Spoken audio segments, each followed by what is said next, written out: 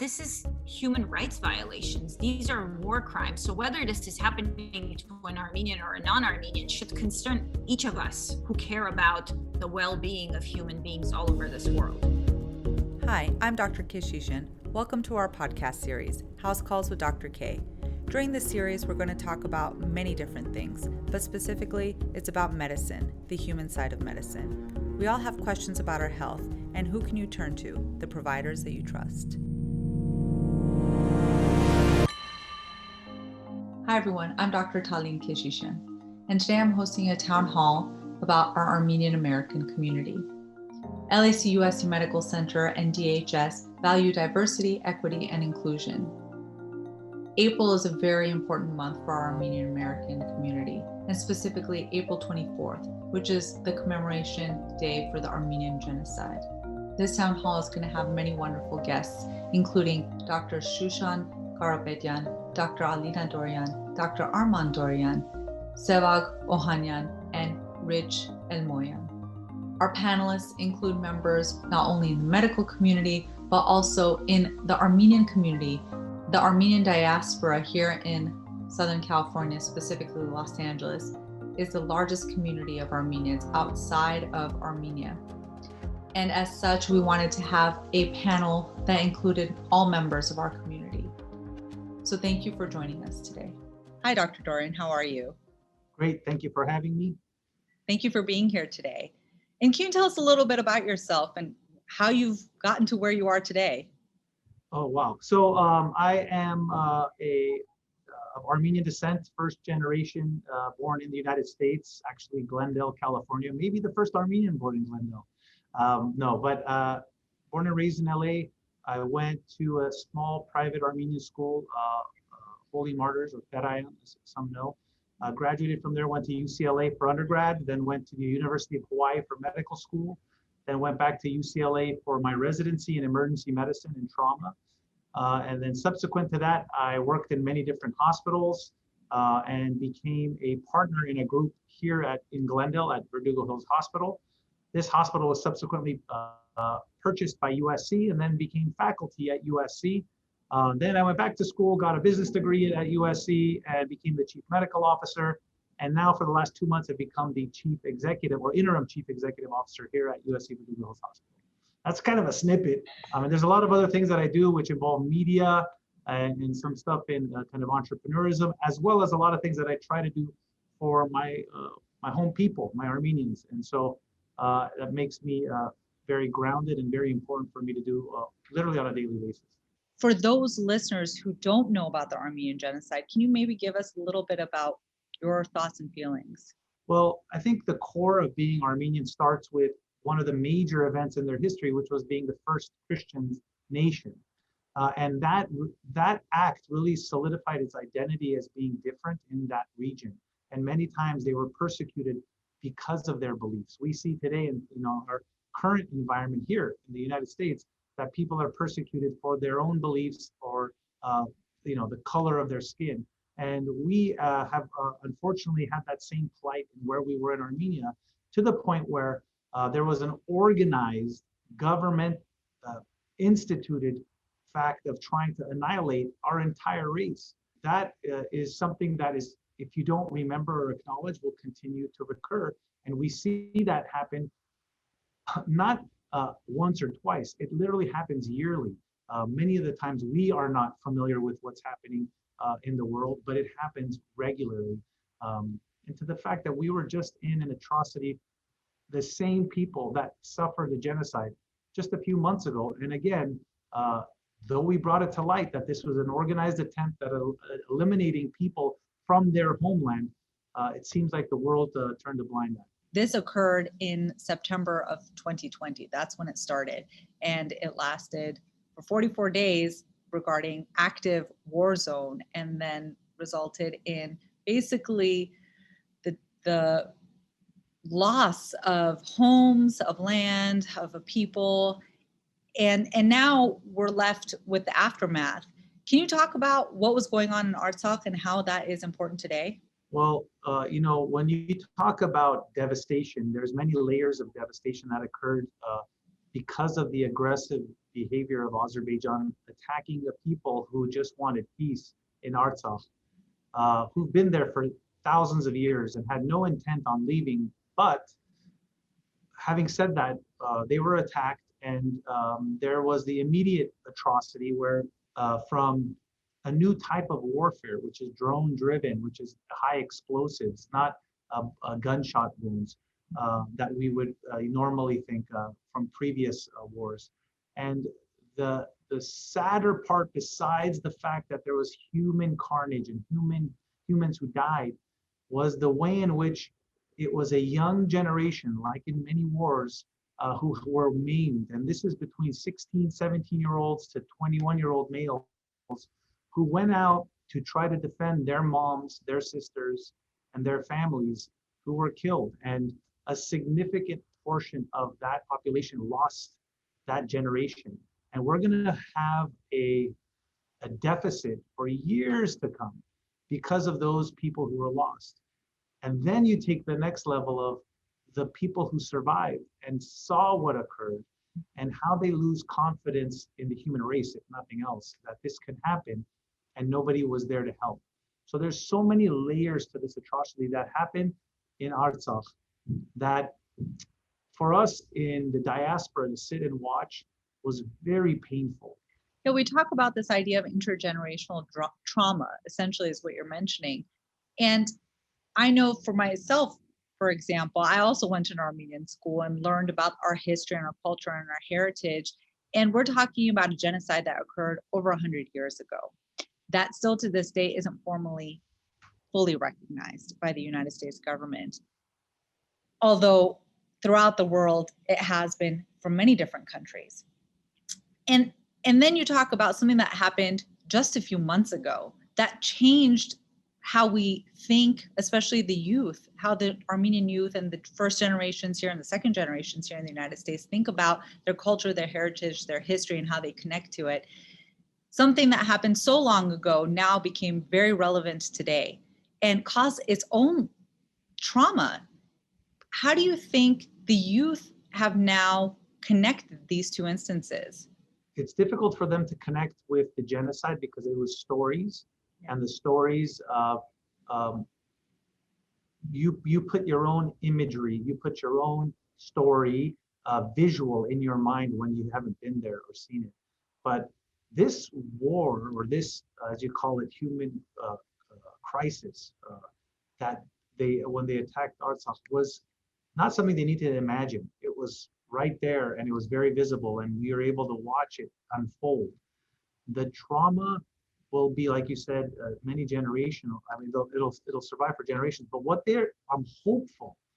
The one gene that I know that we possess as a people is survival, and so I'm hopeful that while there's a lot of negative feelings right now towards the way everything kind of played out or is playing out, it will only make us even more galvanized as a people and understanding that we have to stop waiting for others for help, and we have to help ourselves and get ourselves to a point where we are in control. And I think this younger generation senses that even more than we've ever felt, because we've always felt that we always need others to get us to where we need to get to. And I think the younger generation is a lot more independent, a lot more, I think, aggressive. And it's partly the way they're educated and partly that they have everything at their fingertips. They feel like with a few changes here and there, they may be able to solve this problem. And I'm very hopeful for that. I know that you are involved in a lot of efforts. Can you maybe talk about those? Yeah, sure. I mean, let's just talk about it from being Armenian. And as soon as the war started, I wanted to be able to help in any which way possible. My sister, she actually wrote the initial health plan for Artsakh and lived there post the war. And I was one of the first physicians, or actually volunteers, that went to Artsakh literally with a backpack to try and help anybody I could. So I had been to Artsakh a lot, and I had developed basically family style roots there.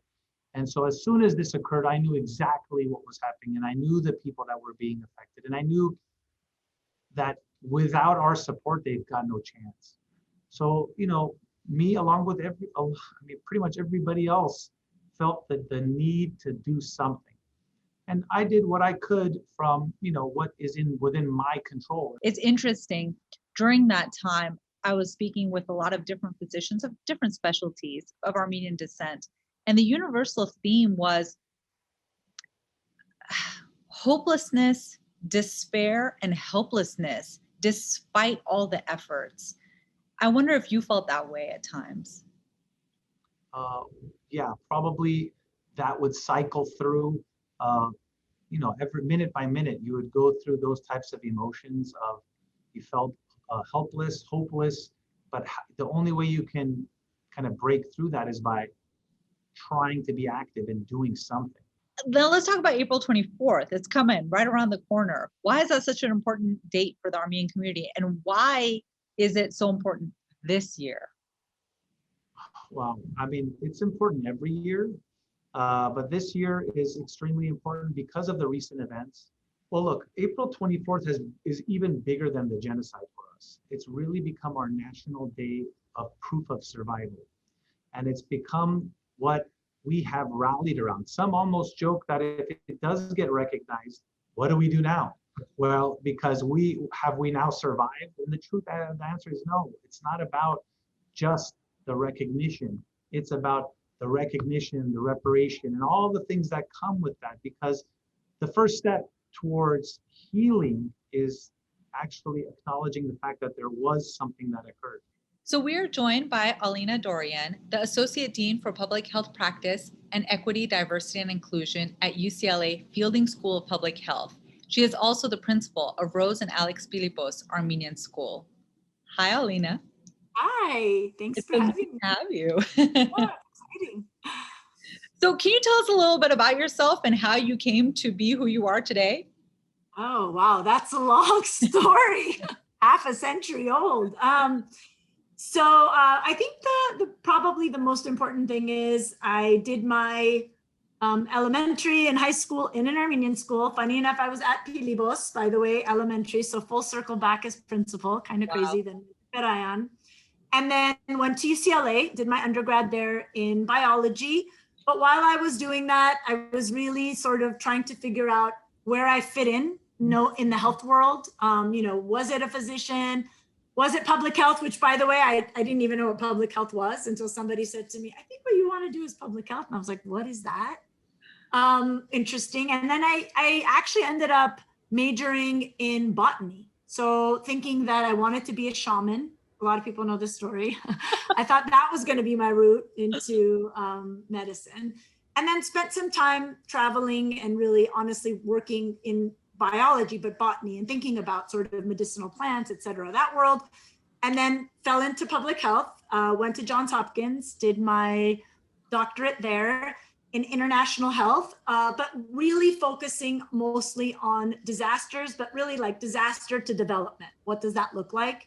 And then in 1994, went to Artsakh, right after ceasefire to help them write their first national health plan. So did that, and then spent years working in Artsakh at that time through the American Red Cross. I also worked at the American Red Cross in Washington, D.C. And then I have 3 boys, but I had my second and realized I need my family. So moved back to LA and then had the joy of becoming faculty at UCLA and have been here ever since, and then had my 3rd son. And so that's sort of the long way around of where I am. Point of this podcast today is to recognize that we have a huge Armenian community here in Southern California, and that there is a very significant thing that happens in April, especially April 24th, and it means a lot to the Armenian community here. I would probably say more so this year than ever before, given everything that happened last year. Maybe you can talk to us about the Armenian community and what you have seen, and why is it so important today? How does it affect them?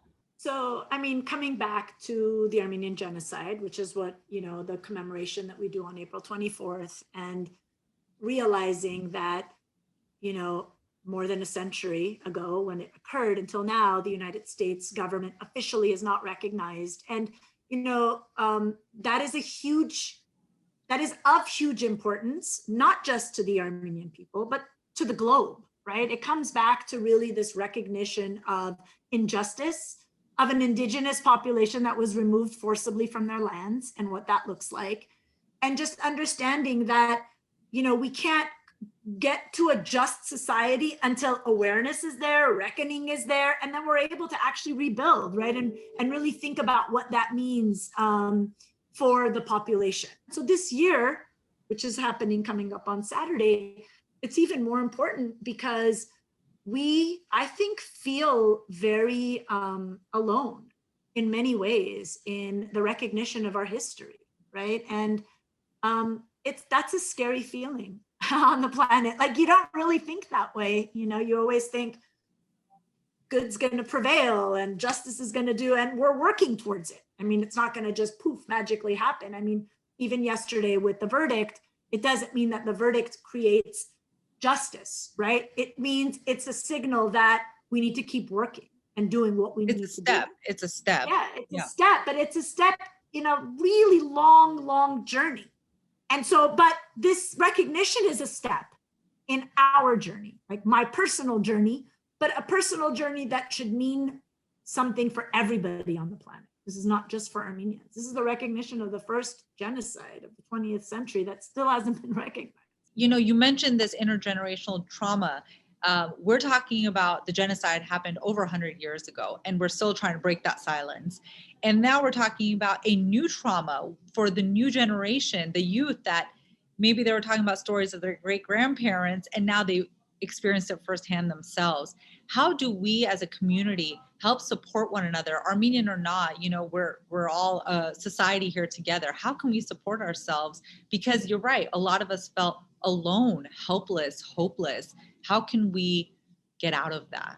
So I'm a super optimist, by the way, in everything I do. So, and I am also, and everybody knows that, a super crybaby. So I may cry as I start telling you what we need to do, right? And as a principal, I'm also super strong in what we need to do, right?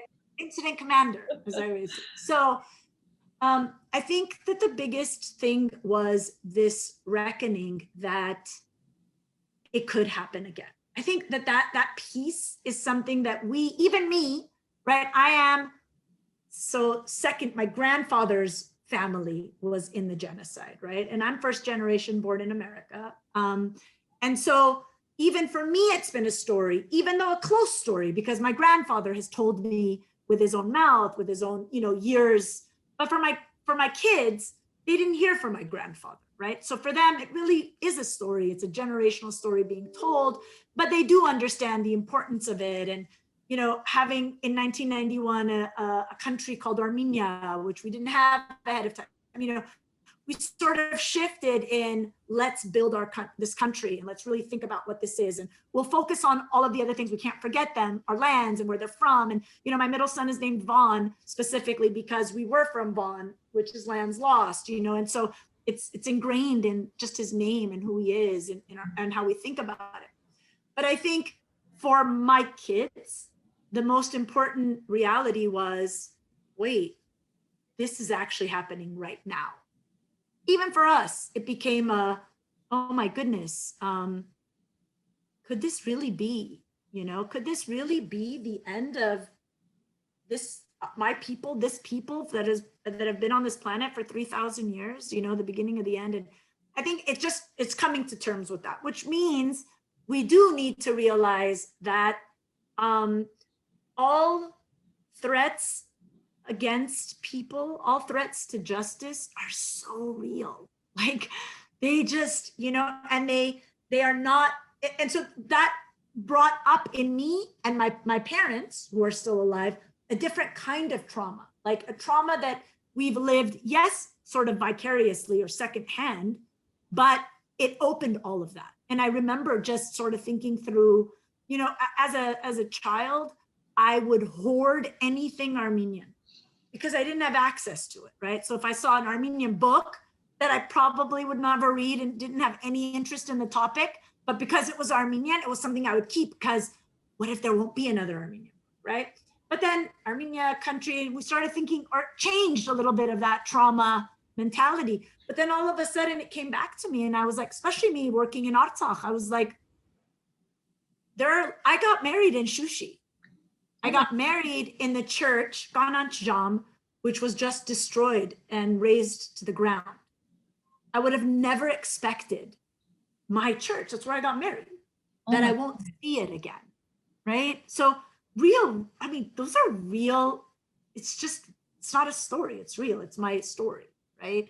So I think we need to start understanding how to address these things, but more importantly, there's an even more imperative mission of really, really establishing this genocide and the recognition of it, so that I feel, would be able to prevent, hopefully, another one from happening. And not just ours, obviously, of any genocide. Well, what can we do? If you're listening to this podcast and you are inspired, you want to help, what can we do? Where do we go? Well, so there's a lot that we can do, right? I mean, I always say the first thing is just to be a good human and realize, like, I'm serious about that. You know, we always think with our head, but it's most important to think with our heart, right? And so I know that sounds very hocus pocusy, but I think that that's also why public health is so important. That's why actually being a principal for me is so important, because it comes back down to that validation of importance of every single human life and what that means.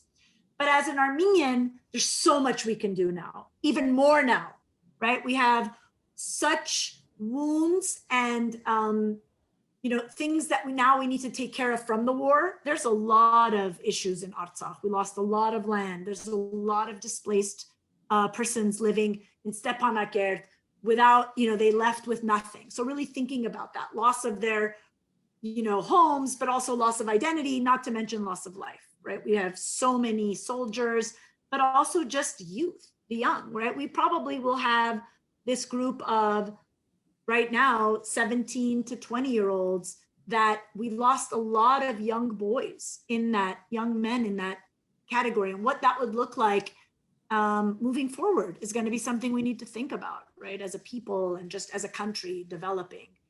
And there's a lot that we can do in the sense of coming back to, again, our identity and the recognition of the genocide, but also our identity as Armenians in helping the entire world cope with injustice. I think that there's a sense of obligation to that, that I think we should take very seriously. And you mentioned something before we started when you were saying, how do you do some of these things? And I really believe that so much of where I come from, and I will say my brother comes from, is this idea of wanting to make our people proud, right? So this is where I'll start crying, but this idea that I always joke, I always say, people would say, oh, you went to an Armenian school. And I say, yeah, I went to an Armenian school. And then I went to the best schools after that. And I was able to do everything I was able to do, and I say that with such pride because, just like I tell my students, be the best whatever you're gonna be, but always remember you represent your people. I tell my varsity team, basketball team, in a small, it's a cosmos of what I'm trying to say is when they go to play basketball, I say people may forget the name Pilibos on your shirt, but boy, they'll remember Armenian school. So remember that when you're there, you not only represent yourself and your family in this school, but you really represent your ancestors and what that means in just sort of the actions you take in this world. Absolutely. Hopefully that helps. It does help. And it does help. And Dr. Dorian, I really want to thank you for everything that you do. We're joined by Rich Elmoyan, who is an independent geopolitical analyst. Hi, Rich. Hey, how's it going? Thanks for having me. It's so nice to have you. So can you tell us a little bit about yourself? Yeah, so I'm an independent geopolitical analyst, as you mentioned. I've also had experience in research, 5 years in research, both institutional and independent. I used to be a part of the Armenian national basketball team in 2015 and in 2016, which in 2016 I captained. And yeah, I've been to 32 countries, I guess, is something I really like to tell people. Just for those who are itching to travel, I definitely want you to do that. So that's a big part of my life, and that's who I am in a very nutshell. And you're of Armenian American descent, correct? Precisely, yes. I was born in Orange County, raised in Glendale, moved back in Armenia in 06 to 09, and then I moved back to Burbank, California. So Armenian American is the ideal answer for that. Can you maybe tell us, given that you are a member of our community here and you have both ties to two different countries, how has your culture and heritage shaped who you are today, and what is that you do? Yeah, I mean, being an Armenian American, it's almost like a paradox, right? You come from a space where it's highly connected to the Russian identity in a political sense, but at the same time, you live in the free world of the United States. And it constantly, you're reminded of this situation, right? Given that, the United States, when we're speaking in a geopolitical idea, you have the United States in alliance with countries like Turkey that, as we know, April, Armenian History Month, it has it encourages our locals to understand the history between the Armenians and the Turks and how, difficult the tragedy was for the Armenians. But ultimately we received our own state under Russian, leadership during the Soviet Union, and then ultimately now as an independent state. So, being a member in the Armenian American community in Glendale, it's roughly easy, I would say. However, I've also had living experiences in San Francisco, which finding an Armenian is scarce. So it's commonly we're mixed up with Romanians, given the name and how similar it is.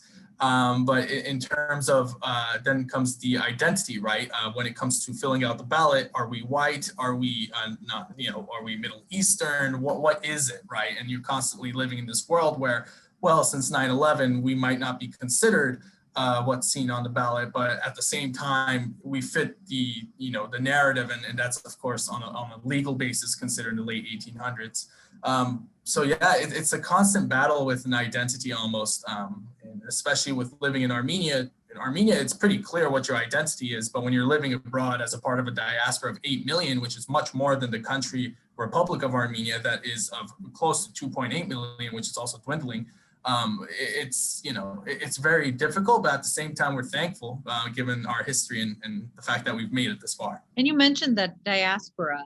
For the listeners, can you explain a little bit about what it is to be part of this Armenian community in the diaspora? Yeah, so an Armenian, a part of the diaspora is essentially an Armenian that just lives abroad away from the Republic of Armenia. So you can see various influxes that this happened even in the late 1800s under the Hamidian massacre, where many Armenians found refuge in different locations, meaning that whether it was Fresno, Boston, Detroit, New York, the main hubs at the time. After the Armenian genocide that took place from 1915s all the way until early 1920s, you found Armenians living in France, given the allies of Armenia at the time, or I guess I should say the enemies of the Ottoman Empire, later Turkey. They found refuge in those alliance locations. And you also mentioned Armenian History Month, or April 24th, you referenced that. Can you tell us a little bit about that history? Yeah, so to my understanding, the LA County has officially recognized the month of April as Armenian History Month, which is big, given that the Armenian presence is enormous in Los Angeles. It's great to see our allies in Los Angeles finding a place for us to commemorate our history and to also spread awareness, given that the word genocide in itself was coined from the Armenian genocide. Thank you for explaining that so clearly. Now, you have a rather significant social media presence. Can you tell us about your start and what is the mission that you have? So with social media, I was, as a college student, as many college students, right, you find a side supplementary income, right? So I was doing social media management, and I started to learn how users and consumers were really operating with social media. And unfortunately, social media, not all accounts are created equally. And I like to say it that way. So when you realize there's a certain way of how people take in information, like for example, comedy, right? When I think of all the commercials we see, the Geico commercials, the State Farm commercials, it's all based around comedy. And it's transferring some kind of information from point A to point B. So when I, started making comedy, I want to say in 2020, February, that was gaining traction. However, in July, the skirmishes began between Azerbaijan and Armenia. And that's when I wanted to kind of utilize my geopolitical background, given that my research was kind of under the rug. I didn't want to release it much. I wasn't too confident with with how people would take that information, given that it's a lot all at once, right? It's all about war. But July kind of amped it. And so I transferred my comedic page into a satirical page where people would be able to take in information similar to how George Carlin would do it in the 80s, the 90s, and of course before that. Thankfully, Armenians all across the world, from Denmark all the way to India, we're picking up on it and starting to learn much more about the geopolitical nuances of the Caucasus region. I know that we've talked a lot about the feelings of helplessness and hopelessness, especially when the fighting was happening in Artsakh. How has this changed the community at large? Well, it's very difficult, right? Given that the Armenian people essentially witnessed the first drone warfare taking place in Artsakh, Nagorno-Karabakh, which was almost, it's difficult to watch, but you're looking at war essentially online. Watching Google Earth update these pictures and noticing that parts of what was Artsakh is now under Azeri control. Not to mention that, but here's the mental strain that I see. I mean, of course, many of us have the transgenerational trauma existing since the Armenian genocide days. And that our grandparents would tell us the stories and it's just horrific, right? Like, for example, my great-grandpa had to restart a family after noticing his family was slaughtered, and he had to go to Tbilisi, Georgia to start a new one.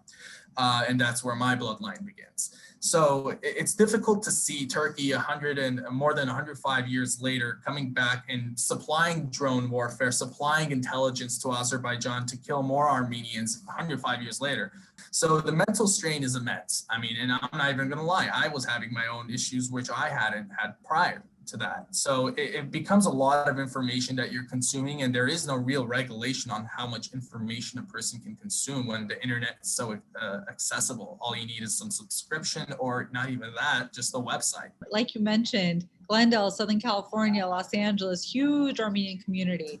And if you're not Armenian, you probably know somebody who is Armenian. And chances are that person probably had a very difficult year, in addition to everybody who has had a very difficult time adjusting to this pandemic. During this time, the Armenians were going through a major crisis. What can we do to support one another here, support our friends? Mental support, ask them how they're doing. It's very tough to see during a pandemic, a war break out, while simultaneously you have the financial hardships, you have the mental hardships and all that. But just overall seeing a couple of friends not ask me, I reached out to them and I was like, hey, like, just out of curiosity, why not? Like, I'm interested to know, because I reached out in cases like, whatever it is. And, they said, we just feel like we don't know enough and we don't know how to react. And sometimes that part of the world, it seems like there's always a war. And that's when I understood that the privileges we have in the United States, that we haven't seen war on our soil since probably the Civil War, and that was against each other. That's when I took things into perspective, and I said, you know what, I need to do a better job to let my friends know that I am not doing okay. So, and that's when it started reciprocating. My friends and I, we just started talking about it, what these issues are, starting to talk about more like, what are some cool Armenians that have been around, like Cher. Cher is my favorite Armenian, right? Like, and her music, it brings people together. And that's I think just people asking us how we're doing when they're not of Armenian background, showing up to some civil events, vigils by any means, and then grabbing a beer afterwards it's always great, and I think that's where it is the mental support, because we understand you're not going to move to Armenia and fight on the front lines. No, that we're not asking for that, and quite frankly, a lot of us wish we could do that ourselves too. But mental support is the biggest thing that I'm starting to learn more and more on a daily basis. As we wrap up here, do you think that you might be able to share with us maybe an inspirational moment, time, something that you found really helped get you through this and help further motivate you? You know what it was? I want to say in Glendale, and I live in Hollywood, so it's, I don't get to see the Armenian community as prominently as I used to, because I grew up in Glendale. But when I was in a market, an Armenian market, just, one of those, pardon me, but the OG kind, right? Where it says like Armen's market or like an Armenian name market. And I walked in, and then the grandmother in Armenian goes like, Facebook, which translates to, are you the kid from one of those Facebooks? And I said, yeah, I am. And then she takes off her mask and walks a little far away, for distancing. And then she goes like, can you explain to me what's happening in Armenia? And I was like, you know what? Like if this person felt comfortable enough to just in person, just like reach out and be like, hey, like what's happening, because a lot of my content is in English. It makes me happy that I can make that, change in this world. And just that made me feel really good about myself, given that a lot of the friends I made during the war, unfortunately, right? We still made some friends, which is great, but I mean, it didn't feel like it was real until I met the people. And that was the hard part about the pandemic. So seeing people just realizing the work I do, it gave me much more of a boost. It gave me much more confidence to do it more commonly, and kind of, create my craft to the people. And that's something inspirational for me. And for anyone that feels like their work isn't appreciated, or, through whatever they're doing, I feel like it is. It's just you can't see them right now. Wait till you can. And that's the inspiration I can leave with, given the circumstances we're in right now. Well, thank you so much. And thank you so much for everything that you've taught us and for joining us today. And maybe you can do something for our frontline workers here. Oh, have you. Anything. You guys are awesome over there, truly. Thank you. So we are now joined by Sevak Sev Ohanyan, who's a screenwriter and a producer. Hi, Sev. Hi, Talene. So nice to have you, or so nice to be here, I should say. So nice to have you on the show. So tell us a little bit about yourself and your background. Yeah, I'm a screenwriter and producer in Hollywood, which sounds so weird to say it. I grew up in Los Angeles. I was born in Germany. My parents immigrated to LA when I was 4 months old. Grew up in like Sunland, which is not too far from here. And then we moved to Glendale when I was in high school, which, is our rite of passage, of course, as Armenians. And when I was in high school, my dream was to be a filmmaker. And while we lived relatively close to Hollywood, it felt a billion miles away because, didn't have any family connections, didn't have like enormous amounts of wealth, which is usually nice to have if you want to do film. But I decided to settle for journalism because it felt like a safe alternative choice. I became the editor-in-chief of my high school newspaper. I interned at the LA Times. But when I was going to college at UC San Diego, which, for journalism, I made a little short film just for fun with my friend, kind of poking fun at our parents in Armenian. We put it on YouTube for like my 20 friends to check out. And to my shock, when I got back from a haircut, I think, like literally hundreds of views, thousands of views, tens of thousands of views. It got so crazy big and viral that it kind of, was alarming. And it was a video I made with my dad's camera, just really funny. Like imagine an Armenian dad yelling at his kid. And then we were like, let's make a second one. And that got even more popular. And we decided that as a follow-up, we would make a feature film. So I wrote a movie called My Big Fat Armenian Family, spent $800, used my dad's home video camera. I wrote, directed, produced, edited, shot, every single thing except for makeup. And I always say this, like the makeup artist quit, so I did that too. And we made this thing, like I said, for $800. And then it was a story about old-fashioned Armenian parents from the old country and their two young teenage kids who are very Americanized and a little bit resentful of their Armenian tradition. And what happens when this family goes on a weekend trip to Palm Springs, or as they say, Palm Springs. Oh my God, that's you. That's me, yeah. And oh my God. Wait a second. Are we talking about, it's Gangstera? Yep, that's me. Ooh, Hamar, cool Hamar, that's the one. Oh my God. All right. So I just had our production crew. I was like, you got to watch this video. I watched this video a bajillion times. I laughed so hard. Watch this. And was this made 14 years ago? Oh my God. Yeah. 2007, 2008. That's wow. 14 years. I watched this yesterday. Are you serious? That's crazy. I'm not joking. I was like, this is the thing that I watched over and over and over again. And I laughed so hard. I cried because this was my family. Yes. Same. So that was my first thing. That was my first thing ever. So we made the movie based on that. and sold tickets at Glendale High, sold DVDs around the world, and it made an enormous amount of money, which was never, like, I had no business plan, I had no projections, but more than the money, which later helped me pay for USC, it was the fact that complete strangers, Armenians, like thousands of them in LA and around the world, had shown up for this little film thing I had thought of, and they were laughing at it, they were clapping, they were crying. It was amazing. Like, that empowered me to actually give up on journalism, which was kind of like my backup idea anyway, and pursue filmmaking.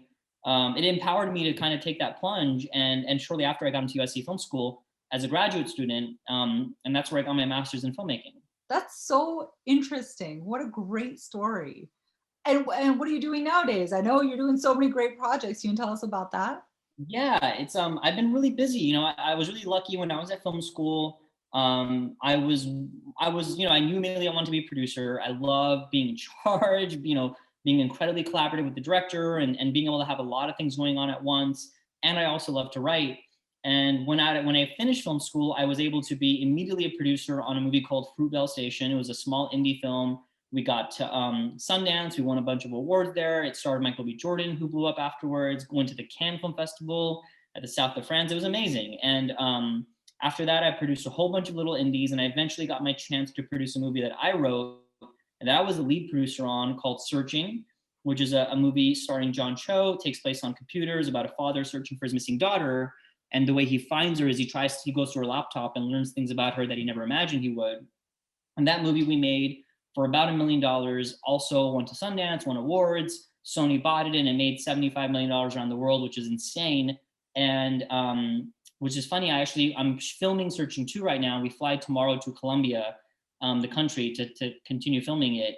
But you know, since then, I produced a whole bunch of other movies, and I most recently executive produced a film called Judas and the Black Messiah, which was a true story about the Black Panther Party in Chicago in the 1960s. And it got nominated for 6 Academy Awards, which is the Oscars are on Sunday. So it's kind of insane to have a movie like that, you know, so relatively recently after graduating or whatever. And I got a movie called Space Jam: A New Legacy coming out this summer. Well, congratulations to you, and you know, fingers crossed. Thanks. It sounds crazy when I say it all in like 2 sentences, but that's like a lot of time and work. But yeah, thanks you, Talene. That means a lot.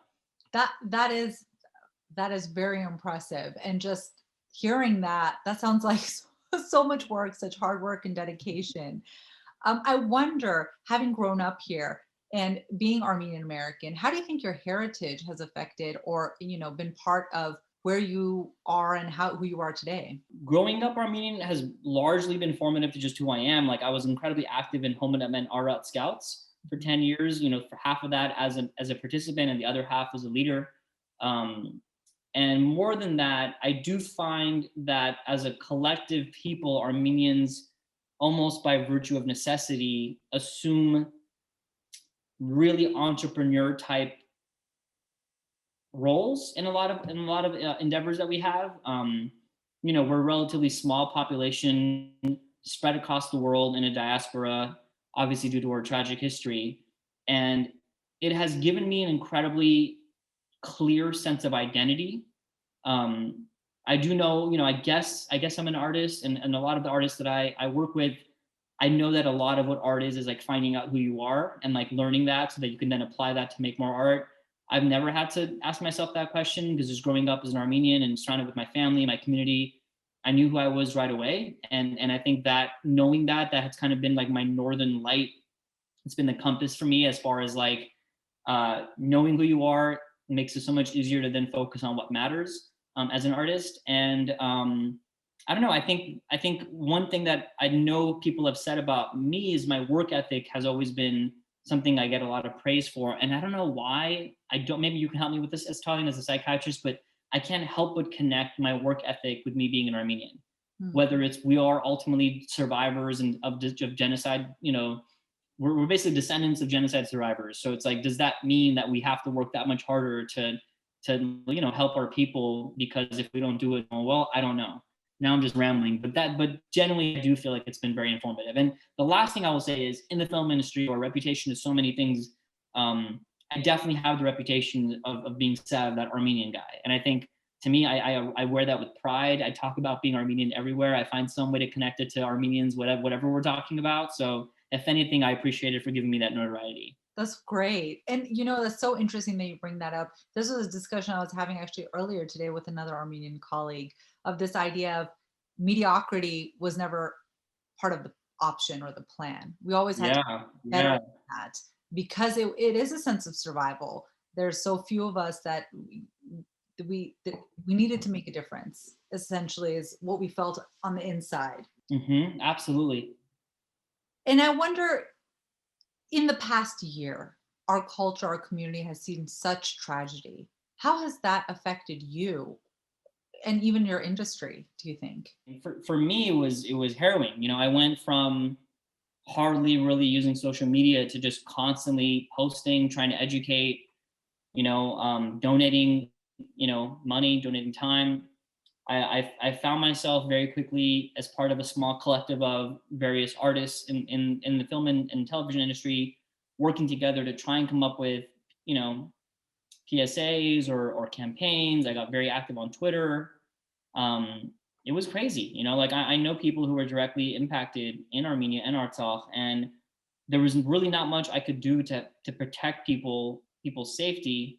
But I did see that in addition to the war and the attacks perpetuated against civilians, on top of all that, there was a whole propaganda machine in action, and it was actually incredibly admirable, like how incredibly efficient the Azeri or Turk or whatever it was, like, machine was operating, like the amount of bots they had, the incredibly almost elegant way that they sowed confusion and twisted words and made it so that mass populations, couldn't really know what was going on. And wait, is Armenia's kind of the bad guy? And how they were attacking any celebrity that spoke out in defense of Armenia. It was horrifying. So I think, to me, I just made a movie about the Black Panthers, and one of the Black Panther members today tells me, like, the bullets of the movement in the civil rights era killed them, but the words hurt them. And I think, I try to do my best to help fight that propaganda, but there was only so much we could do.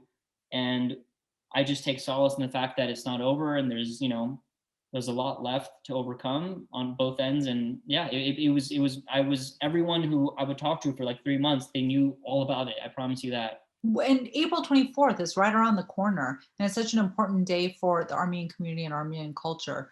Recognition of the Armenian genocide has always been something that we've been striving for.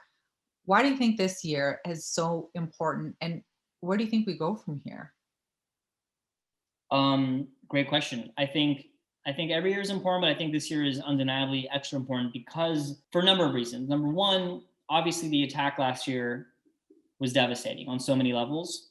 And again, I think part of what was especially harmful was just the rhetoric used by the enemy to kind of create this idea that, the Armenians kind of started it and they're the bad guys. And all of it boils back down to the Armenian genocide. I think if President Biden says the word genocide, which I do believe he will, it is going to change the dynamic in a major way. I hate that sometimes the underdogs, all we get are scraps. Victory is a word being said to describe an obvious word. Yes, you describe that as a genocide. Or in the case of, yesterday, we're recording this on Wednesday, but yesterday was the George Floyd murder, the case about the cop that murdered him. He was convicted as being guilty. And to me, again, obviously he was guilty. He killed a man in broad daylight, but we have to celebrate that because no matter how small the victory is, it is one. I do think Biden is going to say it. I think we've seen, if you follow politics, that the Turkish-U.S. relations have not been as good as they used to be. I think there's a lot less to lose for America to actually win at this time, but I do think some of those things that once that word is said, it can't be unsaid, and it will change the dynamic because so much of the rhetoric happening online by the genocide deniers their arguments will be a lot weakened. And I think, again, hopefully it's just the first step, whether it's reparations or honestly, whether it's just worldwide, putting a spotlight on the crimes that were once committed so they can't again be committed once more as they were a few months ago. I'm hopeful. I'm really, really optimistic, and I'm choosing to see this as a good moment in a sea of a lot of bad ones. How do you think that your friends, your non-Armenian friends, colleagues, have responded to what's been going on? And what message might you have for the listeners who aren't Armenian about how this is affecting their friends and what they can do to help? It's tough because the inactions of friends who are not Armenian, I think it's easy to write that off as apathy, that they don't care or they don't believe. I don't have that view though. I think the world is sadly full of tons of incredibly urgent, tragic matters that require everyone's attention. And everyone only has so much attention to give to every tragic thing that's happening around them. I think especially now with the pandemic, I know a lot of people who didn't protest because there was concerns about the pandemic, and I do not blame them at all. All I can say is we all have roles to play. I think the Black Lives Matter movement is an incredible movement, and it's one that is hundreds of years in the making. Like, that did not happen overnight. And it's sad that it even has to happen because it's unfortunately necessary with the horrific systemic racism and just insanely awful acts of violence constantly perpetrated against Black Americans. Our struggle is also not a new one, but it's going to take time for our moment to become a movement. And I think, once again, everyone just has to do their part.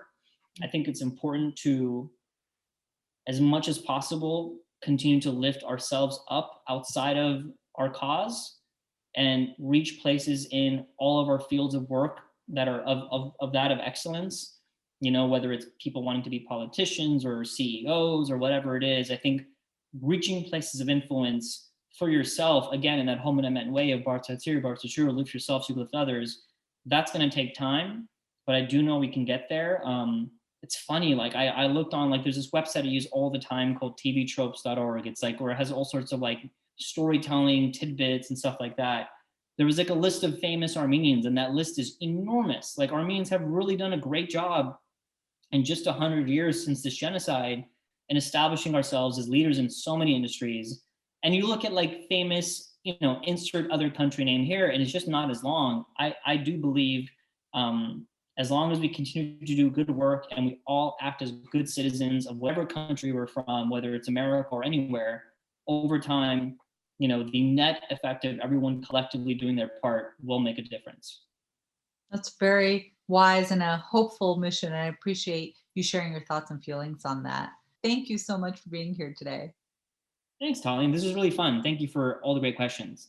We are joined by Dr. Shushan Karapetyan, Deputy Director of the USC Institute of Armenian Studies. Hi, Dr. Karapetyan. Hi, Dr. K.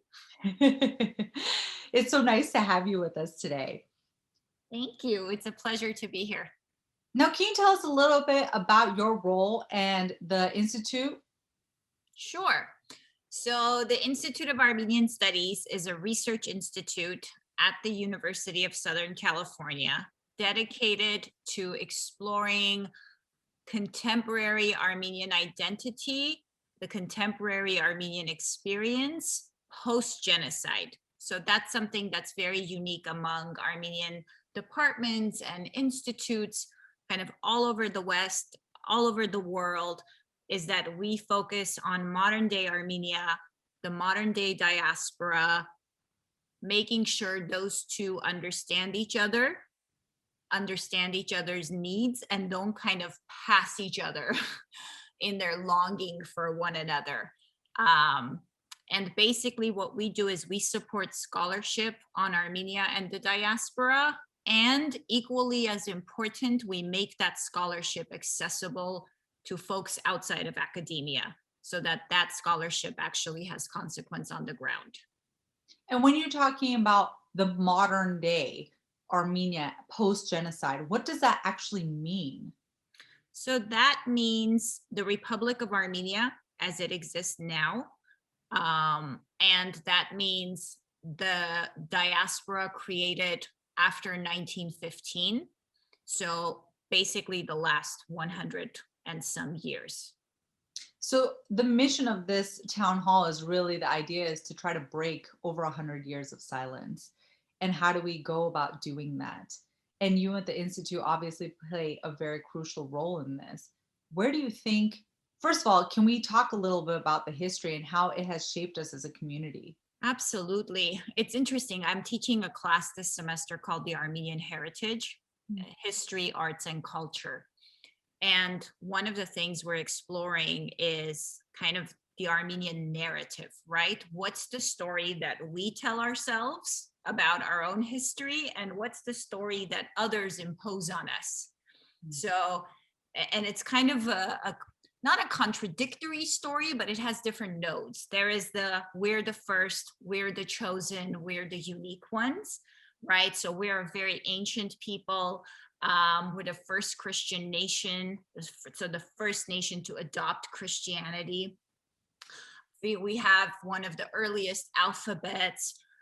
You know, we were among these great empires that eventually disappeared, but we survived. So there is this sense of kind of uniqueness of being chosen. But at the same time, we were always the little power among big powers, really playing the game of survival, really trying to survive and to kind of be flexible. And, you know, kind of geographically, we're not in a good neighborhood. We're kind of the apple that every competing empire wants. So there's also the narrative of victimhood and oppression. So again, it's this chosen unique first, and then constantly oppressed, constantly tried to be eradicated, the victim by the larger powers, the kind of a war zone among greater powers. So there's kind of these competing narratives that we tend to deal with. And then after the genocide, of course, the genocide is kind of the big moment of rupture, right? Where there was almost complete erasure. And as Razmik Panosyan, you know, historian, articulates, it's become the cornerstone of Armenian identity. And that's a tough pill to swallow, I think, for young people to think that, you know, the first thing you associate with being Armenian is a genocide. I'm hoping we're stepping out of that, but I think for many people that really is the defining element. And that's something I try to challenge. Yes, the Armenian genocide is an essential component of being Armenian, but it is not the beginning or end of Armenian identity. We are much more than the Armenian genocide. I couldn't agree with you more. It really is how we define ourselves, and it's so ingrained in us as individuals. And I wonder, what are your thoughts on what happened in Artsakh in Armenia just a few months ago, and kind of this tragedy that we continue to relive, and it just happened not that long ago. How does that come into play with the genocide and where we go as a group and our identity? Yeah, you know, recently we had a DEI event at USC, and we proposed a panel on the Artsakh War and this kind of sense of recycled trauma. So we had Beth Meyerowitz, a psychologist, talk about the kind of role of intergenerational trauma and how such deep historical trauma really frames the way we experience and see new traumas.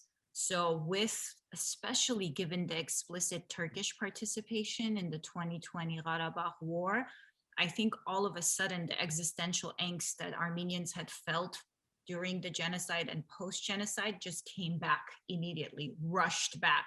That once again, there is this small ethno-religious minority that is being persecuted by a larger neighbor, now kind of on both sides. And even the rhetoric of genocide was being used. So Erdogan saying, we're going to start what we finished in 1915, right? Or Turkish folks hounding Armenians all over the diaspora saying, Armenian dogs, your end is coming. So I think really genocide informs the way that Armenians process more contemporary traumas, and this kind of constantly being in survival mode, constantly being on the lookout for it, in fear of erasure. And we have a major Armenian American community here in Southern California, specifically in Los Angeles. how do you think, then we're talking about something that occurred thousands of miles away, but it affected the community here and all over the world. How do you think this has affected the Armenian community here and the community at large, even non-Armenians? Yeah, I think, okay, so this community is very unique in that it is comprised of lots of sub-communities, right? There's kind of the old post-genocide Armenian American community. There are the Armenians that went to the Middle East after the genocide and then became second or third diasporas in the US. And then there are the post-Soviet Armenians like myself, right? Born either in Soviet Armenia or independent Armenia who came.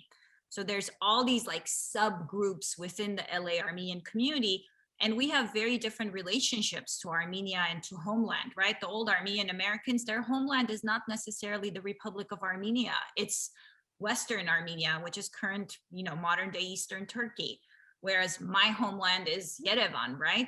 Yeah. So one, for that last group, the group like my family who came from Armenia, we have family members in Armenia. We have cousins and brothers and teachers and friends who went to war. So we're on the phone on a daily basis, inquiring about the well-being of our family members. For the traditional diaspora, whether this is their actual homeland or a kind of new homeland, still it is this global Armenian event, right? That's kind of defining the Armenian narrative. Mm-hmm. So, and again, especially with the Turkish participation, all of a sudden we noticed this group of Armenians waking up that hadn't been engaged with their Armenian identity. It's interesting when you look at history, once a group is persecuted or oppressed, they actually start identifying with their ethnic compatriots much strongly than before. Like if you look at Armenians in the Russian Empire or Ottoman Empire 100 or so years ago, it was only after they started closing Armenian schools, taking away Armenian properties, that Armenians were like, wait a minute, our language is really important. And we should really, challenge this. Preserve this, yeah. It's kind of a similar thing happened with some folks who were like, I'm Armenian when I like it, but when I don't, and then all of a sudden it's like, wait, they're trying to wipe us out? Wait a minute. Wait a second. What do I need to do? I need to do something. So really, and that event that I mentioned, the DEI event, we called it the war that came to Los Angeles. And the other thing that I think we don't take into consideration is 30 years ago, we had the first war, right? In the early 90s. And there were some of us in Yerevan who didn't have day-to-day updates like folks in Los Angeles had a couple of months ago. The kind of advances in technology and communication brought this war to our cell phones, where we were watching these violent crimes, these violent, horrific crimes against humanity day and night. So I think that kind of barrage of really frontline warfare traumatized us in a way that we hadn't experienced before.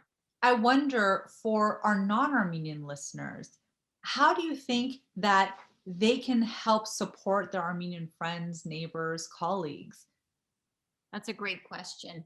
One, I think it's acknowledging that, your Armenian friend, colleague, neighbor is going through something, because sometimes the reactions people get is like, well, do you have family or friends? Like in my case, I do, but I have a lot of friends, Armenian friends, who don't. And for them, it's still as heart-wrenching, as devastating as it is for me. So it's hard for folks to understand diasporan identity, that you may live outside of a homeland that you may not even have been to or have family members, but that forms a kind of essential core of your identity. So I think just acknowledging that something happening thousands of miles away is having a devastating impact on someone here in LA is very, very important. The other thing is, this is human rights violations. These are war crimes. So whether this is happening to an Armenian or a non-Armenian should concern each of us who care about the well-being of human beings all over this world. So I think really acknowledging and just even asking for information. It's okay if you don't know. We all don't know every war and every atrocity that's happening in the world. I think sometimes we're so scared of engaging. Engage, ask people, ask them what's going on. How are you doing? What can I do? What can I learn? Absolutely. And thank you. You're absolutely right. It's if you don't know, ask, and people are willing to talk and share. And really, this is a time, I think, more than ever, where social injustices are brought to light and people are willing to have that conversation. Absolutely. Now, April, can we talk about the month of April and April 24th, and what does that mean this year now more than ever? So April 24th is the day we commemorate the Armenian genocide. It's the day that the Ottoman Turks decapitated the brain, right? So when you think about genocide, it's very systematic and very premeditated.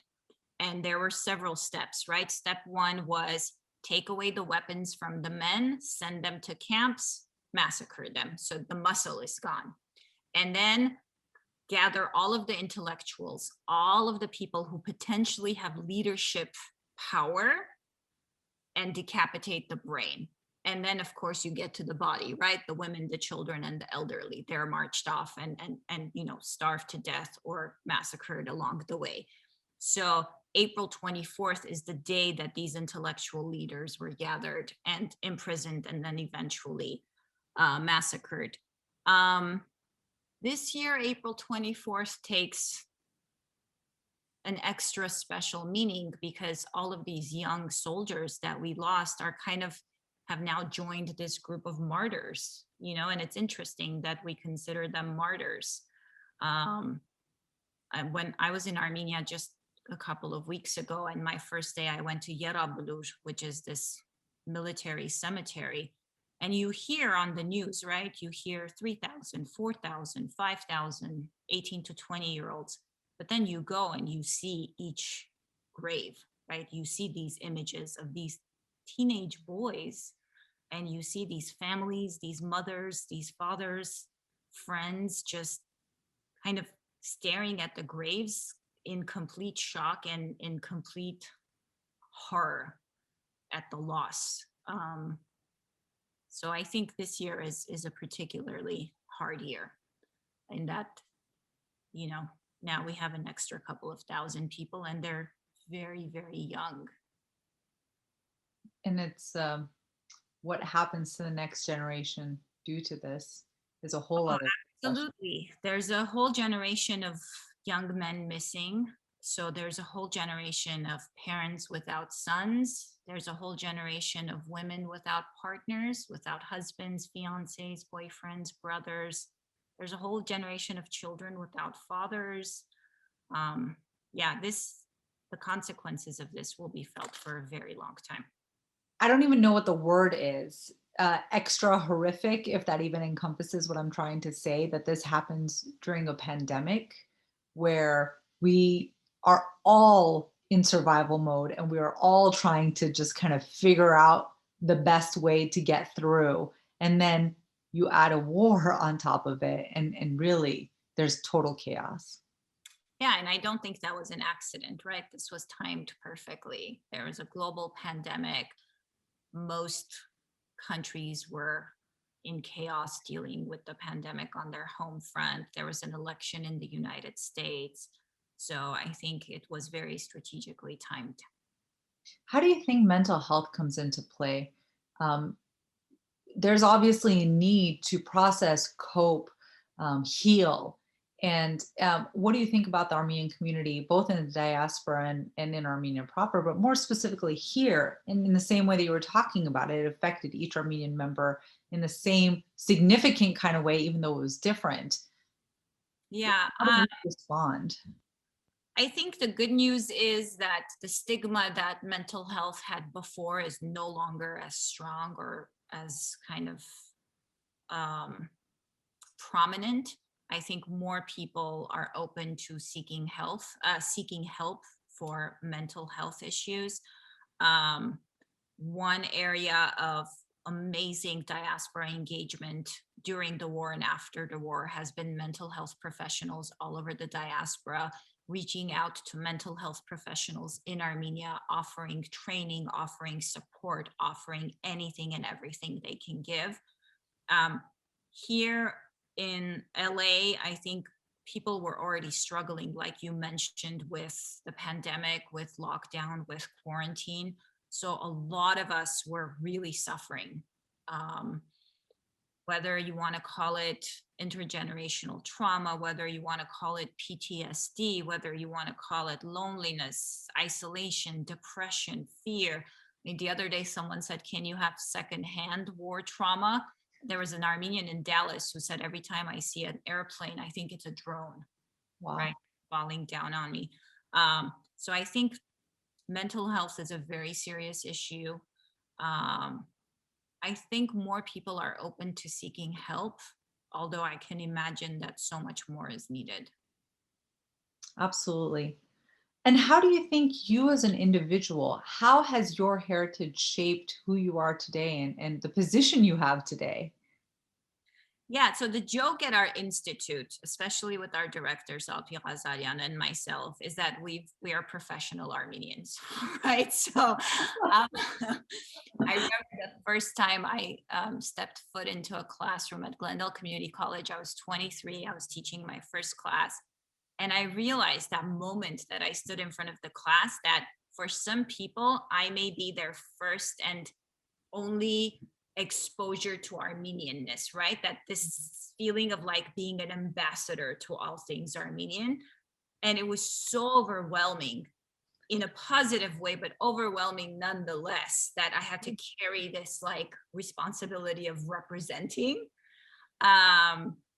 So, I mean, as someone who was born in Armenia, I think I had the privilege of taking my Armenian identity for granted because I was a human being who was born in Armenia. So I happened to be Armenian. Very different when you're born in the diaspora, right? Because when you're born in the diaspora, you're born with the burden of proving your Armenianness because you can't, it's not de facto. You can't take it for granted. You have to perform it. You have to prove it. And then when we moved to the US, I remember when I had my first daughter, my husband teased me and said, when did you become a diasporan? And I said, the moment I had a child and I was burdened with not just raising a good human, but a good Armenian human. Again, I envy my friends in Armenia, right? They just raise good children. Are Armenian, right? Even if they want to be something else, they kind of can't. Whereas here in the diaspora, we have a choice. Right? We have these hybrid identities. So I think my Armenian heritage went from kind of background to foreground as I transitioned from being Armenian in Armenia to Armenian in the US. And it's funny, when I'm in the US, I'm hyper Armenian. And then when I'm in Armenia, I'm kind of hyper American. I know what you mean. Yeah. But I kind of embrace it all, right? I feel that, and that's something I tell my kids. I feel so fortunate that I have both. It's never an either or for me. It's a both and for me. And I feel the richer for it. Absolutely. For our non-Armenian listeners who may want to get involved and help support their Armenian friends, what can they do? Again, I think what people want is engagement. Really, at the end of the day, we all just want to feel that we're heard and that we're seen. So make sure you're kind of up to date on what's going on with your Armenian friends and neighbors. And if you're not, ask, like I mentioned before, ask and put yourself out there. I know we all kind of shy away from being vulnerable, but sometimes it's in our most vulnerable states that we make these kind of amazing connections. And you'll be amazed. I know, the psychologist I mentioned earlier on, Beth Meyerowitz, talked about, intergenerational trauma and how it is constantly places us in kind of survival mode. But the flip side of that coin is that, one, we're very resilient, two, we're very compassionate. We've had a front row seat to the horrors of this world. So it's almost like you can't shock us, right?